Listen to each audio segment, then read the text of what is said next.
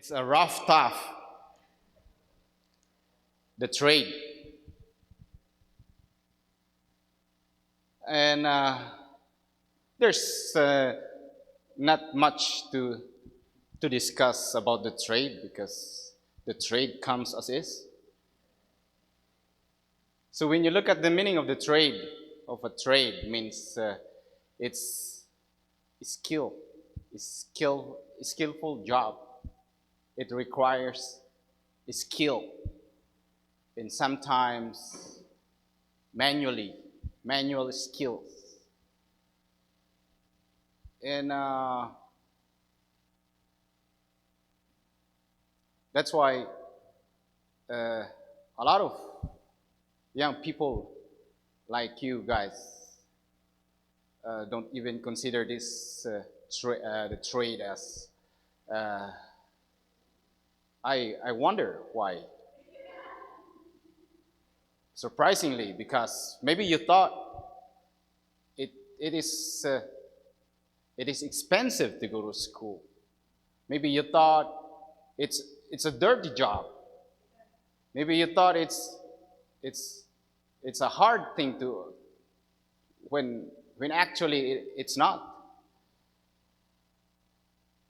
Uh, and uh, and for you young people, you have also the privilege to go to school.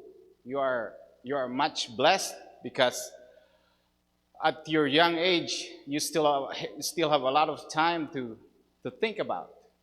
You're being you're being uh, hear us.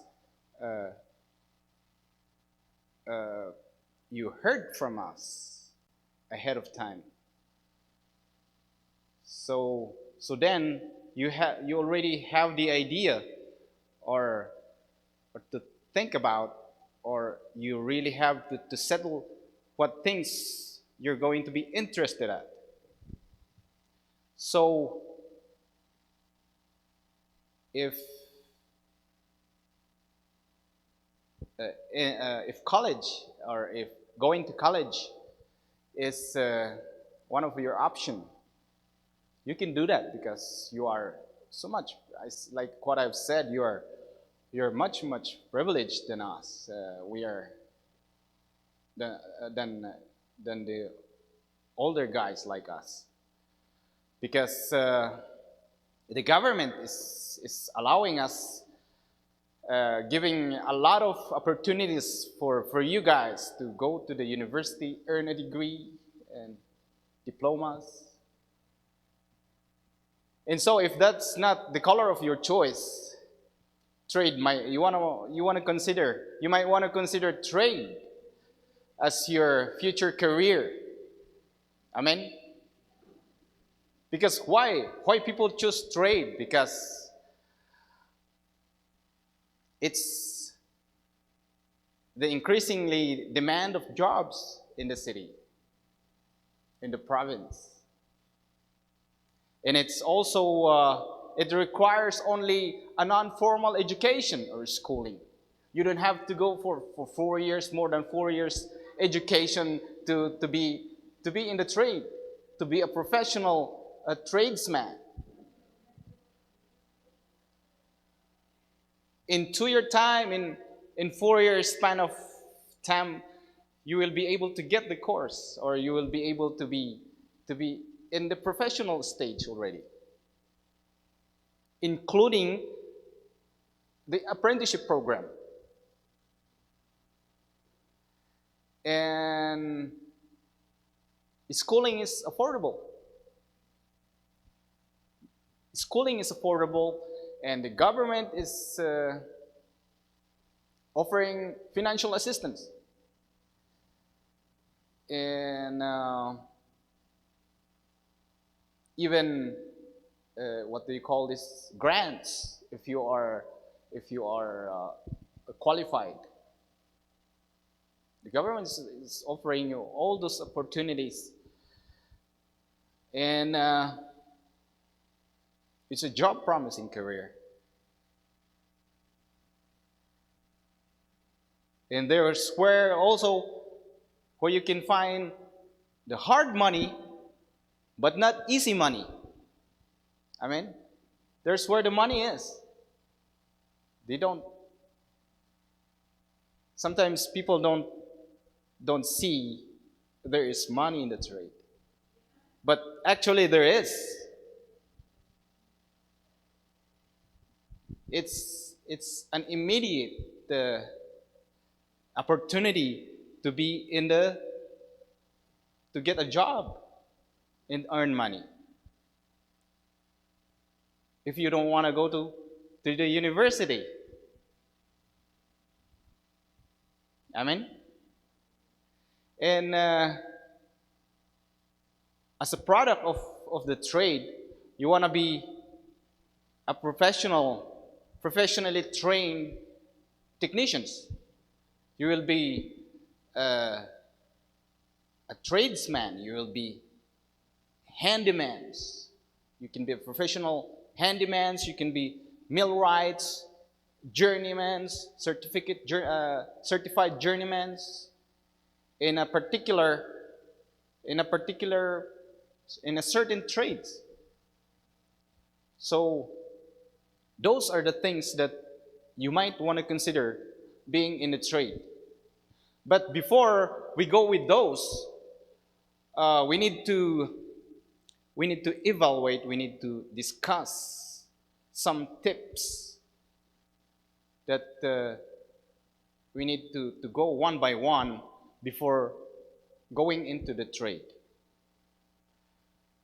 Well, first of all, before choosing this kind of trade, you should have your passion. First is passion. Know where your heart is.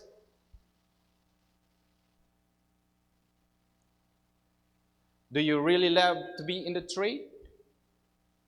Because most of the young people, again, you guys face currently, they face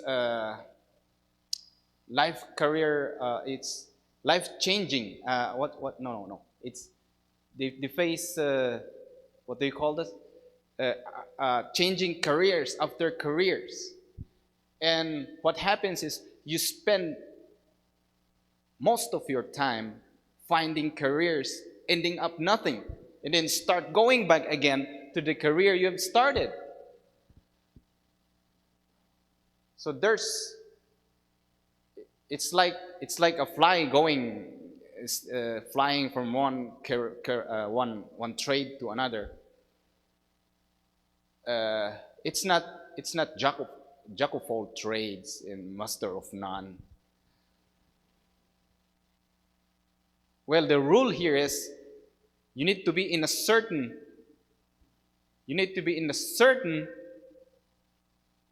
trade that you are interested at, that you're really interested at, because you need your full focus on that trade. So in order for you to function, in order for you to be successful.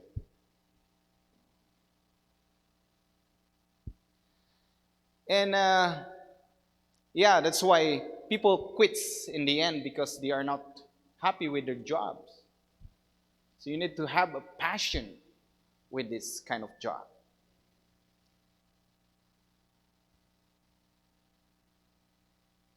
And some people also are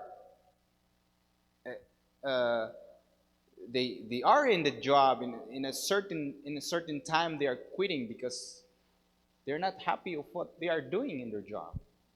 So you don't end up like that. I mean, and secondly, capacity or capability. Do you possess the skill needed in this job?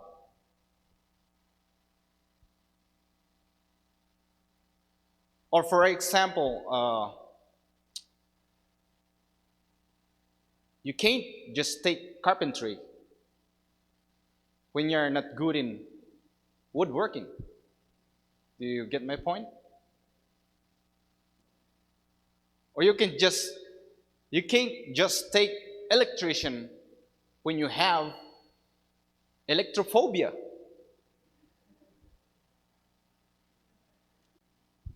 Like in the nursing. You cannot just take nursing when you're afraid of blood. So know your capability. Know your capacity first.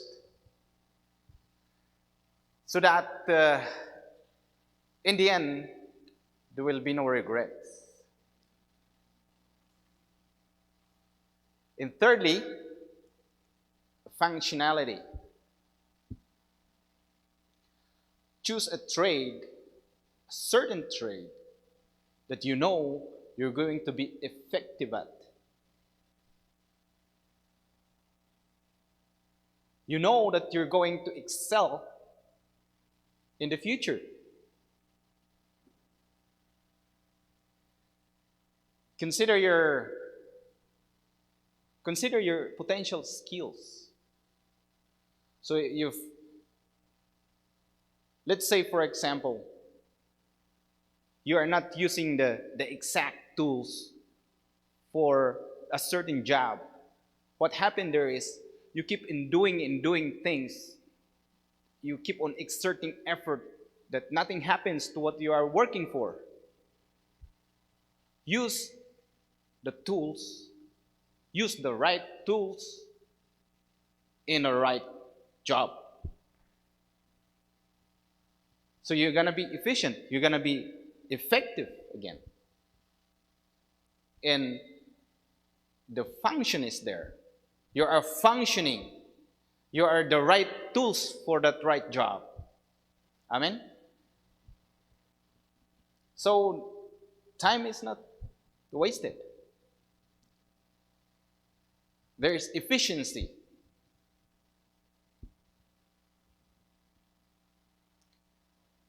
And when you are functioning well, you make the work fast and effective and efficient. You don't waste a lot of time. You are functioning well in the industry. I mean,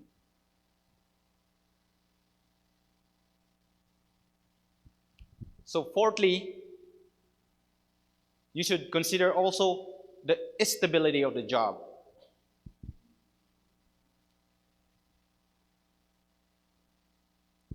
Is your choice of trade a lifelong profession?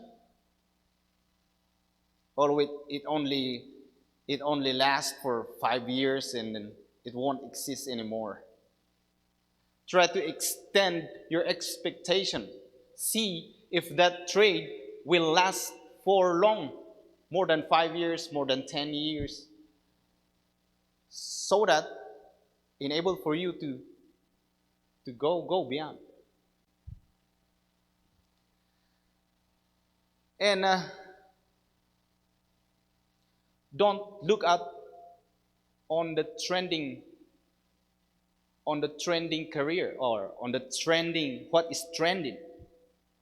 Don't base your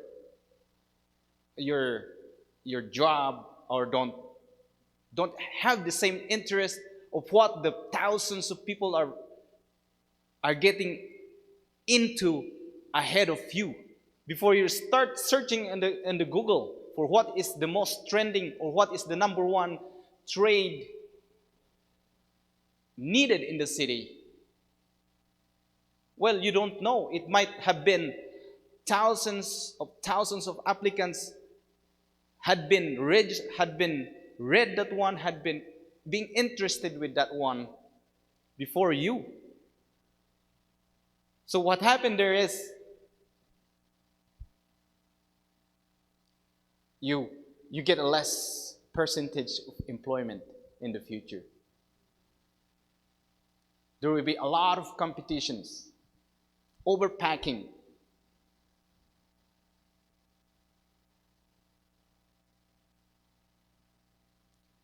And then, fifthly, the demand.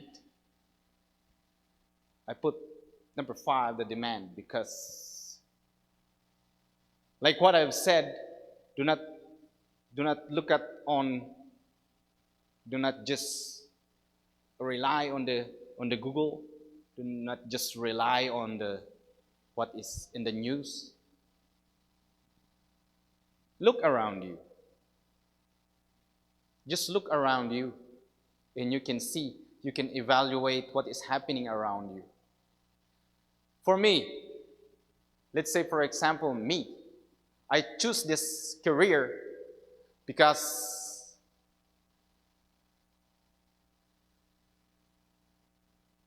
what? We are in Canada. In Canada, it's a vast land. And what do we need in Canada? Transportation. And when you are in the city, it's so dynamic. The city is moving and moving and moving with cars, the automobile. And what happens when you are in the city or in a certain place that is busy, always running, rushing, there's always a risk. And there's always a malfunction. We don't pray for those. But we are trying to help. Amen. We're not praying for accidents. We're just there to help. We're just there to help somebody in need. And also, the number of cars being insured annually is increasing. And so long as there's cars on the road, there's always be unemployment. Amen? So long as there's a multiplication of drivers annually, you know what? It's in entire Canada,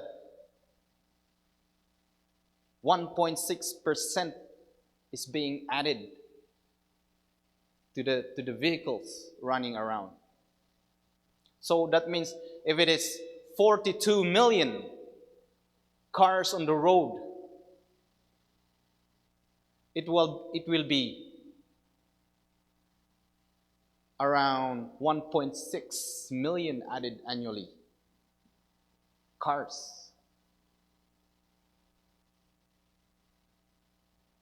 That's why you can see, maybe you don't know, the most fast growing business today in the city or the entire or any in the provinces, the auto body shops, because they knew they're not going to be outnumbered. They knew they're receiving more of the job to be done. And it's not gonna stop. Oh, that's the demand.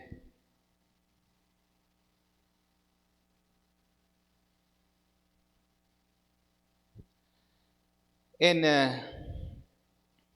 number 6, I lost the flexibility of the job.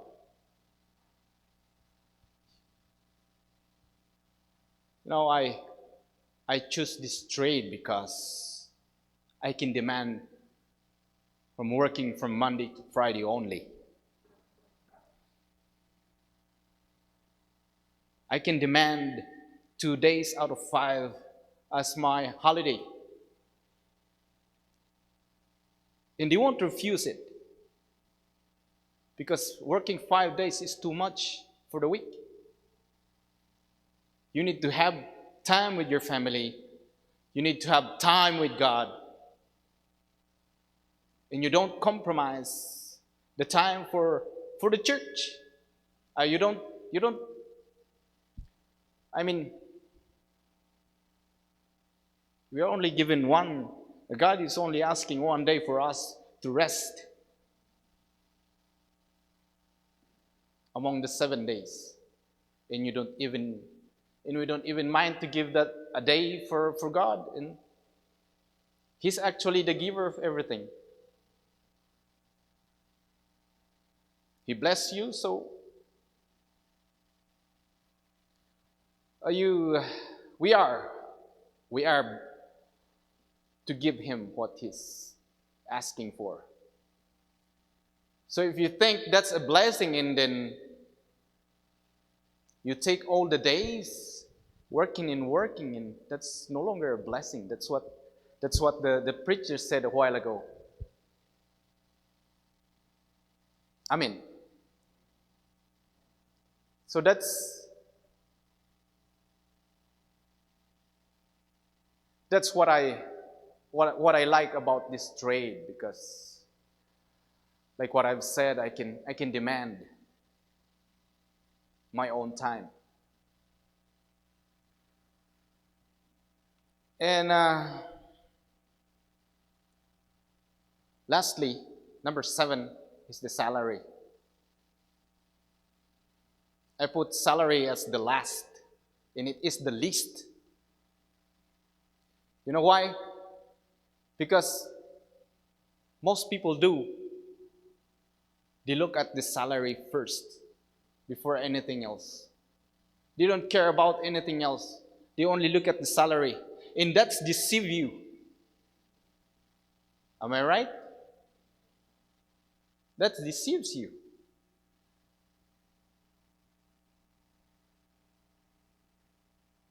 You're giving the good salary, but you keep on working and working and working. That's not a blessing, I said.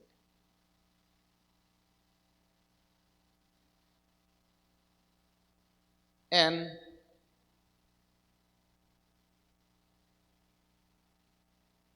salary.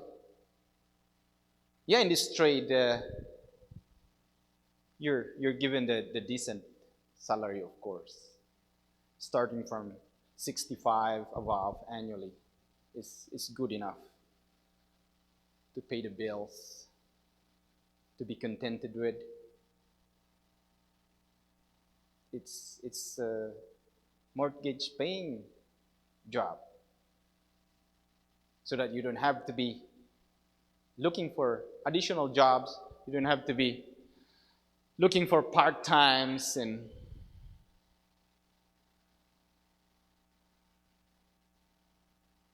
that will content everything. So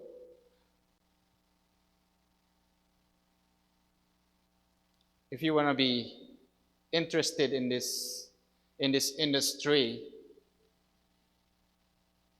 then why would you not even consider it as your future profession? But of course, seek God first. Amen. So that's all I can share today. God bless us all.